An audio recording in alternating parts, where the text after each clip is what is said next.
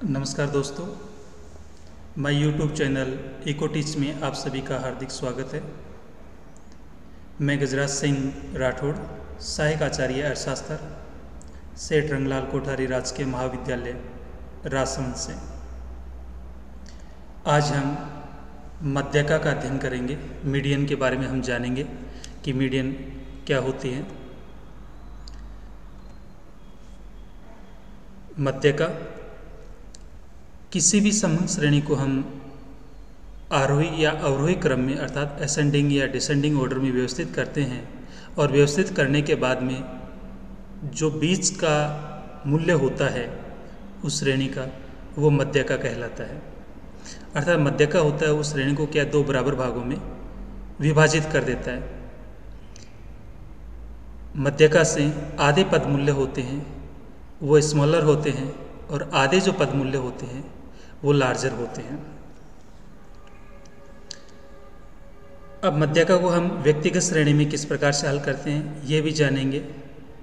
फिर खंडित श्रेणी में किस प्रकार से हल किया जाता है और कंटिन्यूस सीरीज में किस प्रकार से हल किया जाता है वो भी हम इस वीडियो के माध्यम से जानेंगे। तो देखिए, व्यक्तिगत श्रेणी में सबसे पहले हमें क्या करना होता है, जो भी क्वेश्चन दिया हुआ होता है उसको हम क्या करते हैं, असेंडिंग या डिसेंडिंग ऑर्डर में व्यवस्थित करते हैं। जब तक क्वेश्चन में डिसेंडिंग ऑर्डर के संबंध में नहीं लिखा हुआ होता है तो हम अपनी सुविधा के अनुसार असेंडिंग या डिसेंडिंग ऑर्डर में व्यवस्थित कर सकते हैं।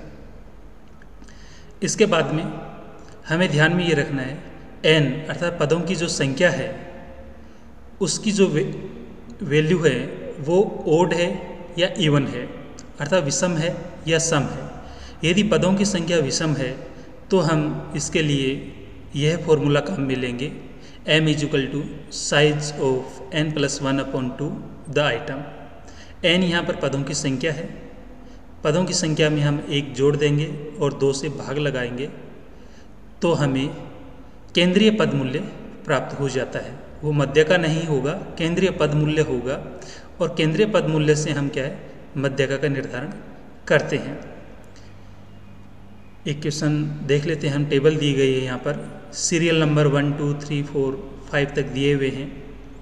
x की जो वैल्यू 2 4 6 8 और 10 तक है।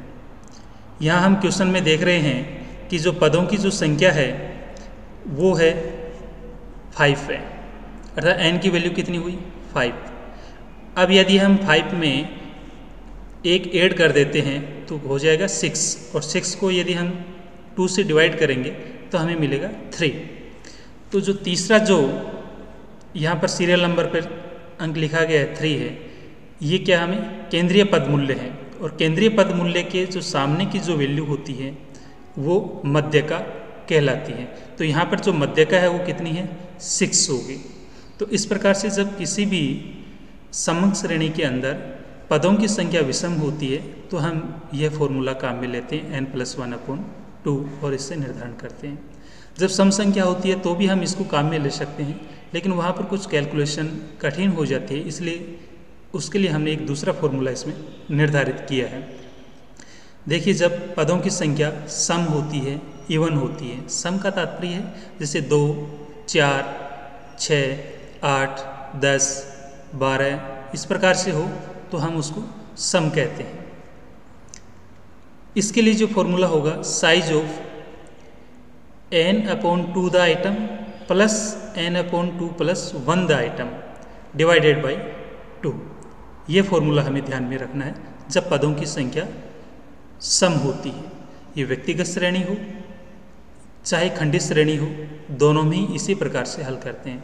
और यहाँ पर m से है वो मध्यका की वैल्यू निर्धारित नहीं होती है, मीडियन का निर्धारण नहीं होता है, केवल सेंट्रल वैल्यू केंद्रीय पद मूल्य का निर्धारण किया जाता है इससे।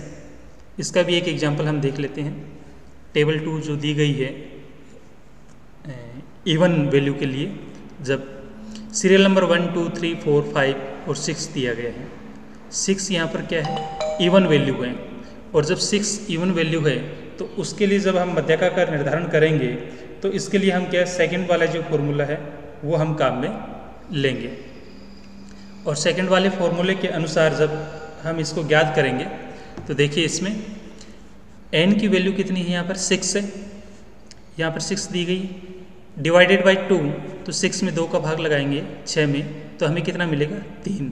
तो एक तो तीसरा पद मूल्य को हमें ध्यान में रखना है। नेक्स्ट n/2, तो 6 में 2 का भाग लगाएंगे तो 3 मिला, और 1 यदि ऐड कर देते हैं तो कितने हो गए 4। तो हमें एक ध्यान में रखना है, चौथा जो पद मूल्य है 4th जो है उसको हमें ध्यान में रखना आइटम को। इन दोनों का योग करना है हमें। 3 और 4 के सामने की जो वैल्यू दी गई है 6 और जो 8 है, इनका हमें योग करना है इन दोनों वैल्यू का, और इन दोनों का योग करके हम 2 से विभाजित करेंगे। तो 6 और 8 जब ऐड करते हैं तो ये कितना हुआ 14, और 14 को 2 से हम डिवाइड कर देंगे तो कितना मिलेगा हमें 7। तो इस प्रकार से जो सेकंड जो फॉर्मूला है उसके आधार पर इसमें मध्य का निर्धारण कितना हुआ 7। तो हमें ध्यान में रखना है कि यहाँ पर पदों की जो संख्या है वो सम है या विषम है। सम है 6 है तो हमें ये जो फॉर्मूला है वो काम में लेना है, और यदि विषम है तो हमें जो पहले वाला जो फॉर्मूला है वो हमें काम में लेना है। देखिए हम एक व्यक्तिगत श्रेणी का क्वेश्चन देख लेते हैं। क्वेश्चन दिया गया है कि अर्थशास्त्र विषय के 10 विद्यार्थियों के जो प्राप्तांक है वो निम्न प्रकार से दिए गए हैं 70, 45, 69, 80, 81, 75, 69, 75, 60, 90। हमें इसका ज्ञात करना है, मीडियन अर्थात मध्य का ज्ञात करना है। तो सबसे पहले हमें क्या करना होता है, असेंडिंग या डिसेंडिंग ऑर्डर में व्यवस्थित करना होता है। तो हम क्या करेंगे, इसको सबसे पहले असेंडिंग ऑर्डर में हम इसको व्यवस्थित कर लेते हैं। असेंडिंग ऑर्डर अर्थात निम्न संख्या से हम बढ़ते हुए क्रम में आगे हम बढ़ते हैं। इसमें जैसे 45 है, इसके बाद में जो बड़ी संख्या है वो 60 है, फिर 69 है, फिर 69 आ रहा है, 70 है। इस प्रकार से बढ़ते क्रम में हम इसको लिखते हैं। इसके बाद में जो फॉर्मूला है, यहाँ पर पदों की संख्या 10 है, तो जो सेकंड वाला जो फॉर्मूला है इवन नंबर के लिए वो फॉर्मूला हम यहाँ पर लिखेंगे, और इसके अकॉर्डिंग हम जब वैल्यू रखेंगे तो यहाँ 10/2 द आइटम, तो पांचवा जो पद मूल्य है, पांचवा पद मूल्य है वो कितना है 70 है, यहाँ पर दिया गया। और 10/2 + 1 अर्थात 5 + 1 तो 6 अर्थात छठा जो पद मूल्य है वो कितना है 75 है। यहाँ पर इन दोनों का योग करेंगे 70 + 75 का, और उसको 2 से हम डिवाइड कर देंगे, और जब 2 से डिवाइड करते हैं तो हमें जो मिलेगा 72.5 मार्क्स। तो इस प्रकार से हम व्यक्तिगत श्रेणी के अंदर जब n की वैल्यू इवन होती है तो हम इस प्रकार से इसको हल करते हैं, और यदि ओड होती है, विषम होती है, तो केवल n + 1/2 द आइटम के माध्यम से हम फॉर्मूला लगा करके हल कर लेते हैं। देखिए नेक्स्ट, जब श्रेणी खंडित होती है तो उसमें हम किस प्रकार से हल करते हैं। एक क्वेश्चन दिया गया है यहाँ पर, साइज ऑफ आइटम 8, 10, 12, 14, 16, 18 और 20 तक दिया गया है। फ्रीक्वेंसी इनकी 3 से लेकर के 6 तक फ्रीक्वेंसी दी गई है, अलग अलग है। हमें इसमें ज्ञात करना है वो m का तात्पर्य यहाँ पर मीडियन से है, मध्य का हमें ज्ञात करना है। देखिए इसको किस प्रकार से हल किया जाएगा।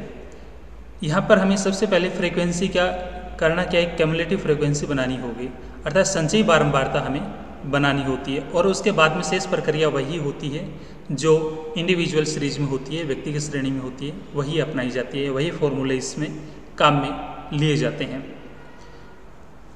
साइज ऑफ आइटम जैसे कि क्वेश्चन में दिया गया वही रखा गया है, इसमें 8 से लेकर के 20 तक है जो इसमें लिखा गया वही हमने लिखा है।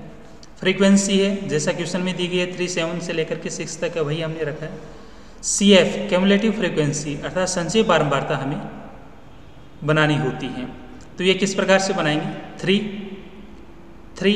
+ 7 10, 10 + 12 22, 22 + 28 50, 50 + 10 60। इस प्रकार से हम क्यूमुलेटिव फ्रीक्वेंसी बनाते जाएंगे, और लास्ट में 75 हमें मिलता है, जो एक तरह से पदों का योग होता है अर्थात फ्रीक्वेंसी का योग होता है।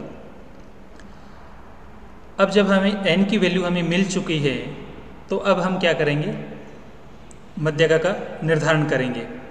और यहाँ पर 75 क्या है, विषम संख्या है, और विषम संख्या के लिए n + 1/2 द आइटम का जो फॉर्मूला है वो हम क्या करेंगे, इसमें काम में लेते हैं।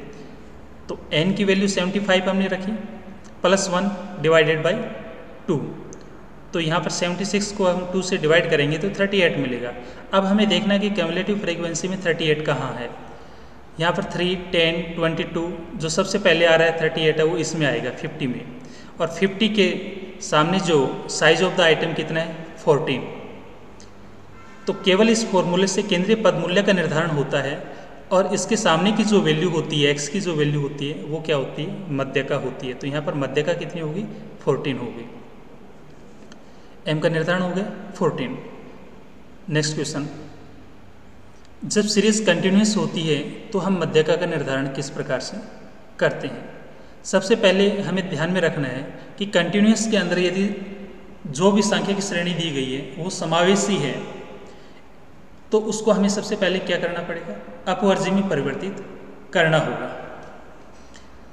यदि वर्गांतर भी असमान है तो हमें क्या करना चाहिए, उसको सम्मान कर लेना चाहिए। सबसे पहले इन दोनों के संबंध में हम विस्तार से जो नेक्स्ट वीडियो होगा उसमें हम बताएंगे अलग अलग। इसमें समावेशी श्रेणी होती है तो किस प्रकार से हल करते हैं, और वर्गांतर असमान होते हैं तो किस प्रकार से हल किया जाता है।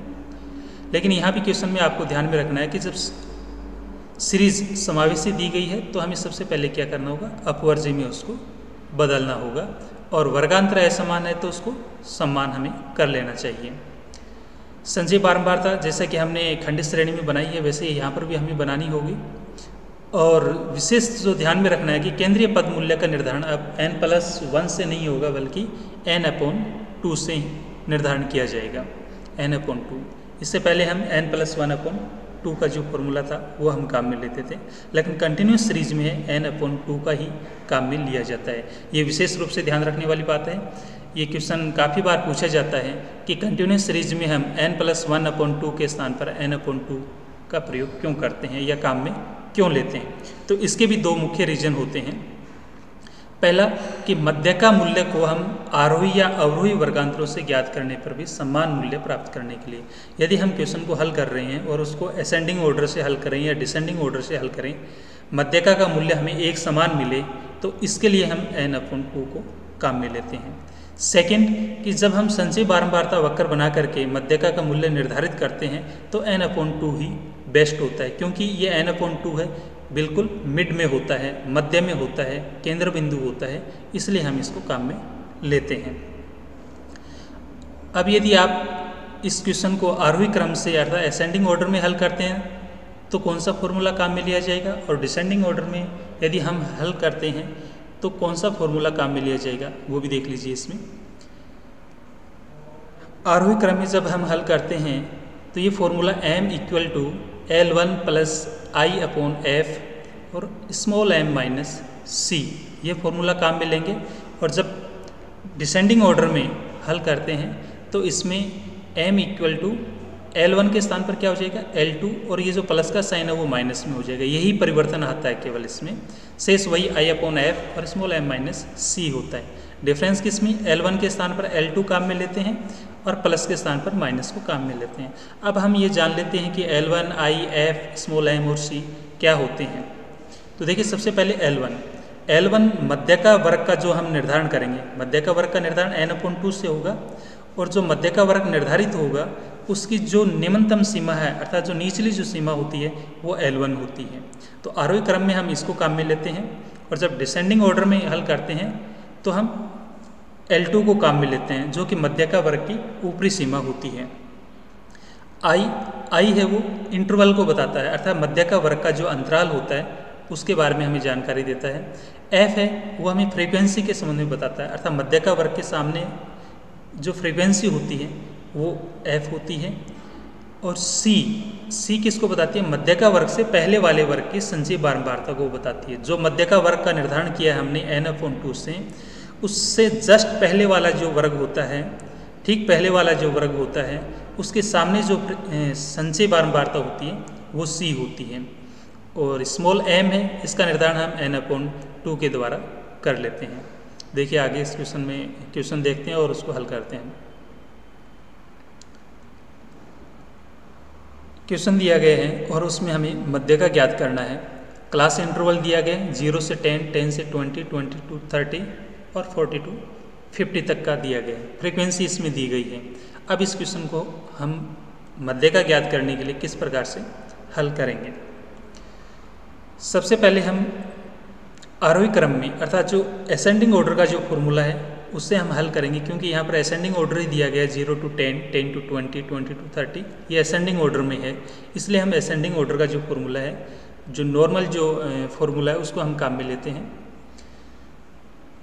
क्लास इंटरवल अर्थात C और I, क्लास इंटरवल लिखा गया 0 to 10, 10 to 20 से लेकर के 40 to 50, जैसा कि क्वेश्चन में दिया गया वही हमने यहाँ लिखा है। फ्रीक्वेंसी 8 से लेकर के 10 तक जैसी क्वेश्चन में दी गई है वही हमने किया है।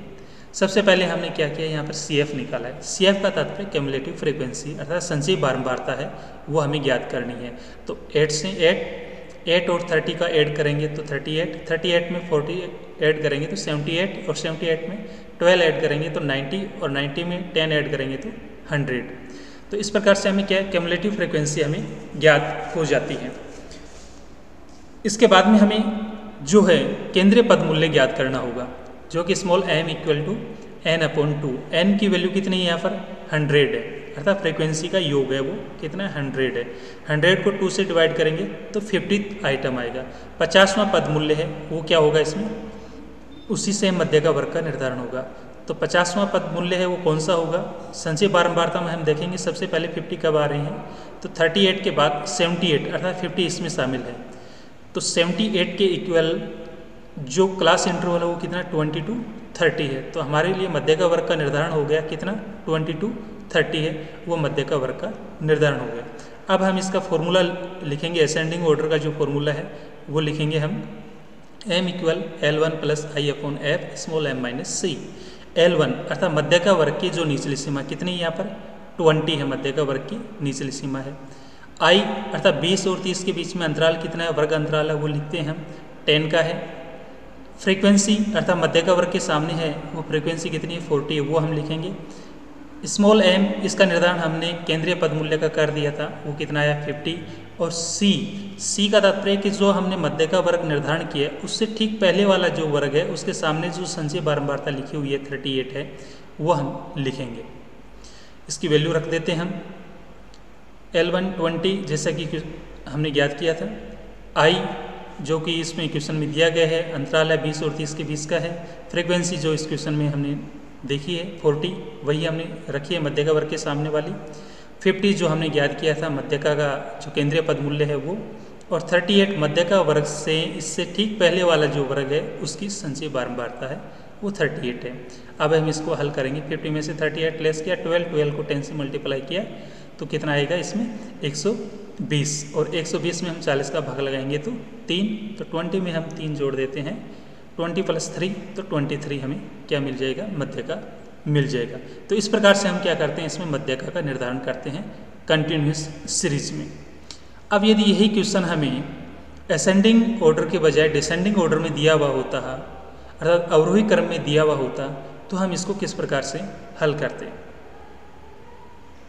देखिए अवरोही क्रम में क्लास इंटरवल इसमें जो कि अवरोही क्रम में 40 to 50, 30 to 40, 20 to 30 अर्थात अधिकतम से निम्नतम वर्ग की तरफ है। इसमें क्लास इंटरवल दिया गया है, घटते क्रम में दिया गया है, इनके सामने फ्रीक्वेंसी लिखी गई है, और हमें क्या करना है इसमें क्यूमुलेटिव फ्रीक्वेंसी बनानी है। जैसे 10, 10 + 12, 22, 22 + 40, 62, इस प्रकार से हम संचयी बारंबारता हम ज्ञात करेंगे। केंद्रीय पद मूल्य का निर्धारण भी उसी प्रकार से किया जाएगा जैसे हमने असेंडिंग ऑर्डर में किया था, m = n/2, और इसके अंदर जो 100 डिवाइडेड बाई 2 तो 50th आइटम ये हमें ज्ञात हो जाएगा। इसके आधार पर हमने क्लास इंटरवल का निर्धारण कर दिया। 20 to 30 है वो क्लास इंटरवल हो गया इसमें, क्योंकि जो 50 है वो किस में शामिल है, 62 में शामिल है, इसलिए 20 to 30 क्या हो गया इसमें क्लास इंटरवल हो गया, वर्ग अंतराल हो गया। अब हम इसमें फॉर्मूला रखेंगे L2 का, जैसा कि हमने पहले बताया था कि डिसेंडिंग ऑर्डर और असेंडिंग ऑर्डर के फॉर्मूले में जो अंतर है वो केवल L1 और L2 का है। उसमें L1 काम में लेते थे, यहाँ पर L2 आएगा, वहाँ पर प्लस लिखा जाता था, यहाँ पर हम माइनस को हम लिखेंगे। तो अब इसके बाद में हम इसकी वैल्यू रखते हैं। L2 की वैल्यू अर्थात मध्य का जो वर्ग है उसकी ऊपरी सीमा कितनी है 30 है, वो लिखी जाएगी। माइनस का साइन I कितना 20 और 10 के बीच में अंतर कितना क्या है 10 का है, वो लिखेंगे वर्ग अंतराल। फ्रीक्वेंसी कितनी है इसके सामने 40, वो हमने लिखी। m की जो वैल्यू हम जो पहले ज्ञात कर चुके हैं 50, वो रखेंगे। c अर्थात मध्य का वर्ग से ठीक पहले वाले वर्ग की संचय बारंबारता कितनी है 22, वो हम यहाँ रखेंगे। अब इस क्वेश्चन को हम हल करेंगे। 50 में से 22 हम लेस करेंगे तो कितना मिलेगा हमें 28 को 10 से मल्टीप्लाई करेंगे तो 280, और 280 में 40 से डिवाइड कर देंगे तो हमें कितना मिलेगा 7। तो 30 में से 7 लेस करेंगे तो कितना मिलेगा हमें 23 मिलेगा। तो इस प्रकार से हमें चाहे असेंडिंग ऑर्डर से हल करें या डिसेंडिंग ऑर्डर से हल करें, हमें मध्यका का जो मूल्य है वो एक समान मिलता है 23।